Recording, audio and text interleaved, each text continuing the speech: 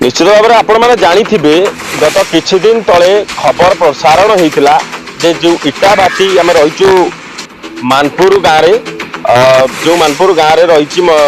पंचायत रही मंगलपुर एवं यही इटा भाटी रही सीधा सह कैमेरा पर्सन को कह सीधा सह देखा चाहिए ये अणनिश्वासी हुई दुई जन श्रमिकों मृत्युवरण होता जहाँ को केन्द्र करके अनेक तनागना होता विभिन्न गणमाध्यम प्रकाश श्रमिकों मृत्युवरण होता अणनिश्वासी हुई श्वासरुद्ध हुई दुई जन श्रमिक मृत्युवरण करते जहाँ को केन्द्र कर ये नदी कूल रही सीधा सड़क देखिपे ये रही नदी कूल दृश्य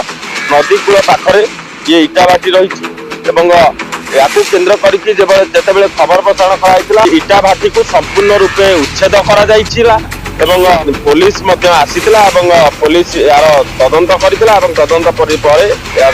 निर्देश क्रमे या भंगा जाइला उच्छेद कराइला ये सीधा सड़क देखी जो भाव में गदा हुई रही ये इटा को आप देखुवे ये इटा सब यही भाव में गदा हुई रही उच्छेद कर बंद करने अबिका एवं प्रश्न उठुची से क्या निर्देश में पुणी ये इटा भाटी चली निश्चित कैमेरा पर्सन कर सीधा सड़क देखे सीधा सड़क दृश्य रही आप सीधा सड़क देखिपे ये इटा भाटी पुणी आरंभ होती उच्छेद हबार 10 दिन होना पुणी ये इटा भाटी आरंभ होती क्या निर्देश में ये इटा भाटी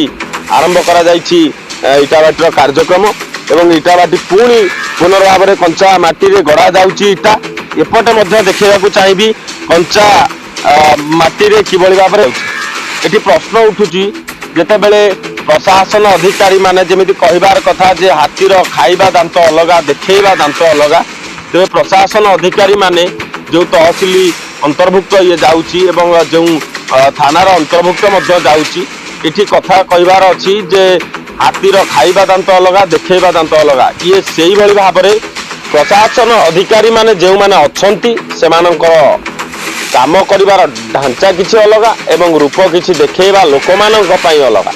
ये सीधा सगम एपाई कहवाक चाहूँ जे क्या निर्देश रे ये इटा भाटी पुणी पुनर्बार आरंभ होती पुणी कंचा इटार जदि प्रक्रिया उच्छेद करा इटा भाटी को उच्छेद करा पुणी किभली भाव में कंचा माटी रे इटा को गड़ा जाउची एवं किभली भाव में किए क्या निर्देश रे क्या बल ये मालिक बलियान होई एवं मुंड उपर कहार हाथ अच्छी कि प्रशासन अधिकारी मान सीधा सड़क एम हाथ गुंजा पकेट खर्च खाऊंच जहाँफल पुणी एम आग को बढ़ाई एमाने प्रश्रय देउछंती ये खबर प्रसारण पर देखा बाकी रहा जो प्रकार कार्यानुष्ठान एम ग्रहण करा जाउछि।